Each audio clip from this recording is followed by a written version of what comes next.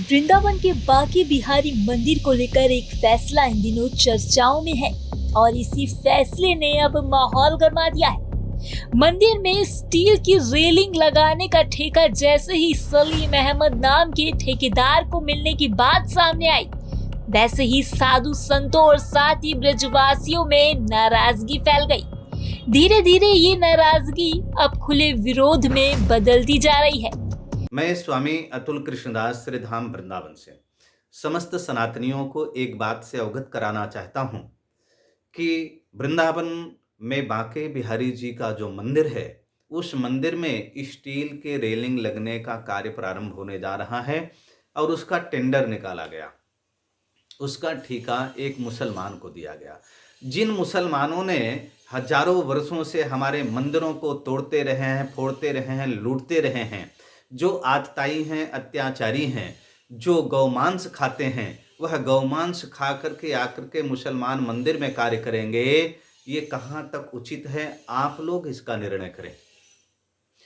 माननीय मुख्यमंत्री जी, आपसे निवेदन है कि जो हमारे सनातनी लोग हैं, यह टेंडर उनको दिया जाए और किसी भी जिहादी, किसी भी आतताई, किसी भी गौ भक्षक को यह टेंडर न दिया जाए और उसका मंदिर में किसी प्रकार से प्रवेश नहीं होना चाहिए।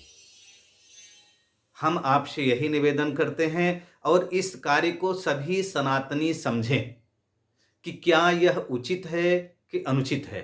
हम आप पर छोड़ते हैं, ब्रजवासियों पे छोड़ते हैं और सारे सनातनियों पे छोड़ते हैं कि गौमांस को खाकर के जो व्यक्ति आके मंदिर में कार्य करे, वह उचित है कि जो कार्य हमारे सनातनी करेगा वह उचित है। ये नाराजगी अब खुले विरोध में बदलती जा रही है। इस मामले को लेकर श्री कृष्ण जन्मभूमि संघर्ष न्यास के अध्यक्ष दिनेश फलाहारी महाराज ने मुख्यमंत्री को पत्र लिखा।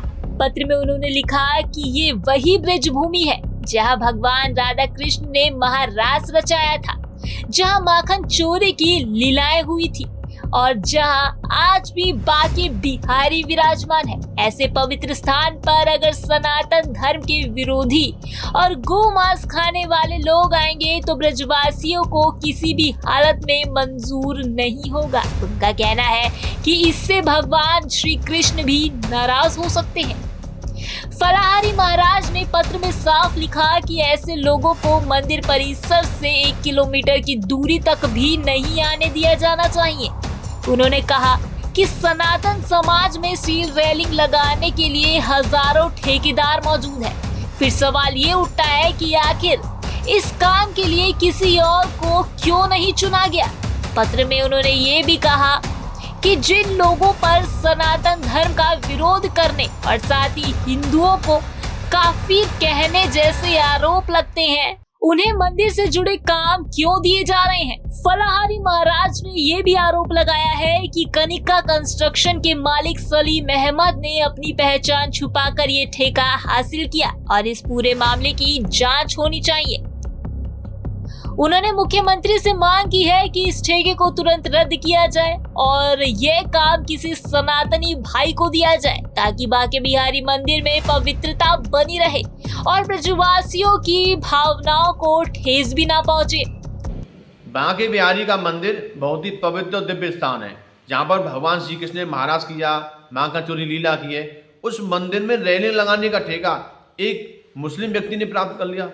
नाम बदलकर कनिक कंस्ट्रक्शन लिखकर उसने ये षड्यंत्र के तहत ठेका प्राप्त किया है। तो हमारी मुख्यमंत्री जी से मांग है कि जिन लोगों ने हमारे मठ मंदिरों पर अवैध कब्जा कर रखा है, उनके वंशजों को हमारे हिंदू मंदिर में व्यापार में लाभ ना दिया जाए, क्योंकि इन लोगों को जो लाभ मिलता है उसका पैसा मस्जिदों मज़ारों में जाता है। ये लोग आतंकवादियों को छुपाते हैं। जिन लोगों ने हमारे सनातन हिंदुओं पर अत्याचार किए, ऐसे लोगों को यदि ये सरकारी लाभ मिलेगा हमारे सनातन धर्म के मंदिर का, तो इससे ब्रजवासी और सभी सनातनी संत बहुत नाराज हो जाएंगे।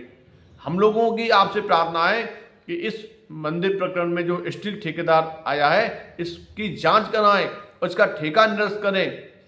यदि आप इस बात को नहीं मानेंगे तो हम ब्रजवासी भूख हड़ताल करेंगे, आंदोलन करेंगे, क्योंकि हम इस ठेकेदार को मंदिर प्रांगण में बर्दाश्त नहीं करेंगे। जो लोग हमारे मथुरा मंदिर पर अवैध कब्जा जमाए बैठे हैं, यदि इसको ठेका लेना है तो ये अपना एफिडेविट लगाए और उसमें कहे कि हम मथुरा मंदिर को आज़ाद करना चाहते हैं, हमारी स्वीकृति है, तभी इस व्यक्ति को ठेका दिया जाए। कुंज बिहारी श्री हरिदास। देखिए, जो बांके बिहारी में रेलिंग लगाई जा रही है वो किसी मुस्लिम भाई को ठेका दिया गया।